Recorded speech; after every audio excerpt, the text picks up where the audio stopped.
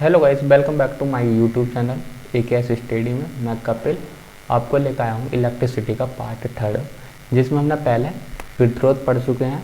उससे पहले हम ओम का नियम पढ़ चुके हैं। आज हम पढ़ेंगे प्रतिरोधों का श्रेणी क्रम और समांतर क्रम संयोजन। देखो, श्रेणी क्रम क्या होता है? जो एक लाइन में जुड़े होते हैं वो होते हैं हमारे श्रेणी क्रम में।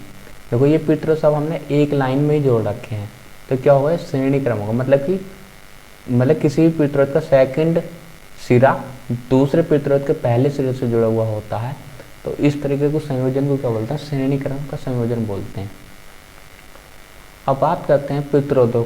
जब देखो ये लिख रहा है, जब दो या दो से अधिक प्रतिरोधों को एक सिरे को दूसरे सिरा मिलाकर जोड़ा जाता है, तो इस संयोजन को श्रेणी क्रम। जब देखो इस संयोजन में क्या करते हैं, ये पहली बात तो दो या दो से अधिक प्रतिरोध होना अनिवार्य है श्रेणी क्रम के लिए।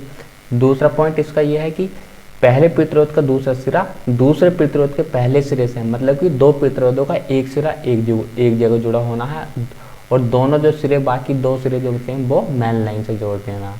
देखो, इसका बताने का मतलब ये है, हमारा कोई दो प्रतिरोध है, एक R1 ये है और एक प्रतिरोध हमारा R2 ये है। अब इन दोनों को श्रेणी क्रम में जोड़ना है, एक ये वाला सिरा और इसका ये वाला दूसरा सिरा, इसे तो जोड़ देंगे मेन लाइन से, और जो ये एक एक सिरे बचे हैं इन दोनों को आपस में जोड़ देंगे, तो ये क्या हो गया? इनका श्रेणी क्रम हो गया, सीरीज संयोजन हो गया इनका सीरीज। अब देखो श्रेणी क्रम में कुल प्रतिरोध, अब देखो ये कुल प्रतिरोध निकालना है, इनका टोटल प्रतिरोध निकालना है R इक्विवेलेंट, तो क्या होगा? इन दोनों को जोड़ देंगे तो कुल प्रतिरोध निकल जाएगा इन सीरीज का। तो ऐसे श्रेणी क्रम में जुड़े जितने भी प्रतिरोध होते हैं उनका तुल्य प्रतिरोध, मतलब टोटल इक्विवेलेंट रेजिस्टेंस लिखाना है, तो उन्हें क्या करेंगे? सब कुछ जोड़ देंगे जितने भी होगा। और मेन बात क्या है इनमें? सब में विद्युत धारा समान बहती है। देखो, प्रत्येक प्रतिरोध में एक समान धारा प्रवाहित होती है, मगर वोल्टेज जो होगी वो सबकी अलग अलग होगी। कुल विभवांतर प्रतिरोधों पर, मतलब कि कुल टोटल वोल्टेज निकालेंगे तो सब पे जितना भी वोल्टेज अलग अलग होगा वो सबके योग के बराबर होगा, मगर धारा जो होगी वो सब में सेम होगी। समझिए? अब कुल प्रतिरोध जो होगा वो इनका सबका योग होगा, इक्विवेलेंट सर्किट का। बस ये बात याद रखनी है। अब इसकी डेरिवेशन की बात करते हैं।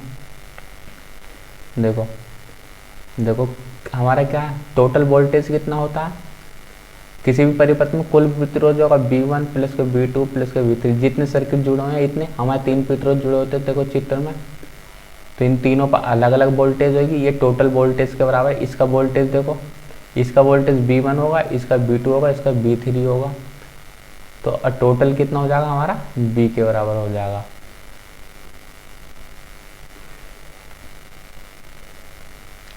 अब देखो विद्युत धारा जो है देखो V बराबर IR, हमने ओम का नियम पढ़ा था। I तो सबकी सेम होगी, जब I सबकी सेम होगी तो हम पुट कर देंगे V बराबर कितना हो गया? IR।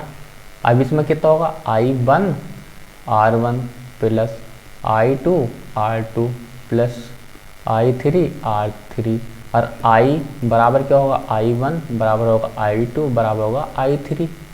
अब ये तीनों बराबर होंगे तो यहाँ पर I की जगह पुट कर देंगे हम, तो IR बराबर कितना हो जाएगा हमारा? IR1 plus IR2 plus IR3।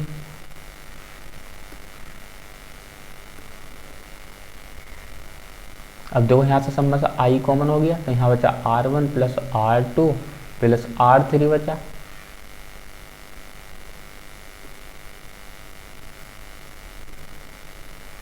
देखो यहाँ IR बराबर क्या बचा हमारा? I सब में से कॉमन आ गया, R1 प्लस R2 प्लस के R3 बचा। अब देखो I से I कट गई, तो R इक्विवेलेंट बराबर कितना हो गया हमारा? R1 प्लस R2 प्लस के R3। यही हमें प्रूफ करना था, तो ये देखो प्रूफ होकर आ गया। इसी तरीके से हम जो अब समांतर संयोजन पढ़ेंगे। देखो समांतर संयोजन क्या होता है? जब हम प्रतिरोधों को जो समांतर क्रम में जोड़ देंगे तो उसे क्या बोलेंगे? देखो हाँ, श्रेणी क्रम संयोजन में जो होता है तुल्य प्रतिरोध अधिक होता है, तुल्य प्रतिरोध सबसे अधिक होगा श्रेणी क्रम में, और समांतर क्रम में सबसे कम होगा। अब देखो समांतर क्रम की बात करते हैं। दो प्रतिरोध लिए हमने, ये चलो तीन ले लेते हैं। उसमें क्या करते हैं? हमने पहले सिरे एक दूसरे से जोड़े थे, मगर इसमें क्या पहला सिरा और दूसरा सिरा एक मेन लाइन से जोड़ देते हैं सबके। पहले सिरे एक जगह ऐंड देंगे और दूसरे सिरे एक जगह ऐंड के फिर क्या करेंगे, इन्हें जो है मेन लाइन से जोड़ देंगे। तो इस तरह के संयोजन को क्या बोलते हैं, समांतर क्रम या पार्श्व क्रम बोलते हैं। हम बात करते हैं इसमें इसके कुछ पॉइंट हैं। देखो, पार्श्व क्रम में प्रतिरोध के सिरों पर विभवांतर उपयोग किया जाता है। विभवांतर को बराबर होता है कुल धारा। देखो इनमें क्या होगा, वोल्टेज सबकी समान होगी, वोल्टेज क्या होगी, समान होगी, धारा अलग अलग होगी, अलग अलग होगी। अब वोल्टेज सबके समान तो मतलब कि V बराबर कितना हो जाएगा,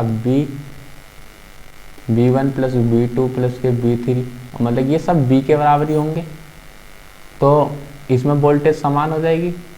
अब विद्युत धारा जो है, हमारी I वो हमारी I1 प्लस के I2 प्लस के I3, कुल धारा हमारी तीनों रेजिस्टेंस में उपस्थित विद्युत धारा के योग के बराबर। तो यहाँ से कोई I धारा गई, अब यहाँ तक I1 I2 I3 में चेंज हो गई, तो हम इसका फॉर्मूला यूज करेंगे।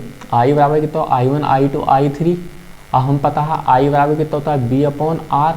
अब सबके अंदर मतलब जिसमें इसमें I1 बह रही है तो इसमें कितनी वोल्टेज होगी, देखो V1/R1।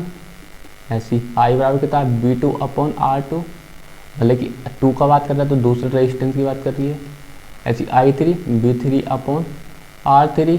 अब मतलब कि ये V1 V2 V3 सब किसके बराबर होंगे हमारे, ये हमारे देखो V1 V2 V3 हमारे बराबर होंगे V के। तो सबकी वैल्यू पुट कर देंगे। I बराबर कितना होता है हमारा V/R। अभी हो जाएगा V/R1 प्लस के V/R2 प्लस V/R3। और सब में से B कॉमन आ जाएगा। जब सब में से B कॉमन आ जाएगा तो B हम सब में से कॉमन कर लेंगे, V/R बराबर B सब में से कॉमन हो गया, यहाँ बचा 1/R1 plus 1/R2 plus 1/R3। अब देखो B से ये B कट जाएगा तो 1/R बराबर हो जाएगा 1/R1 प्लस 1/R2 प्लस के 1/R3। तो इस समांतर संयोजन का फॉर्मूला यही ड्राइव होगा आना है।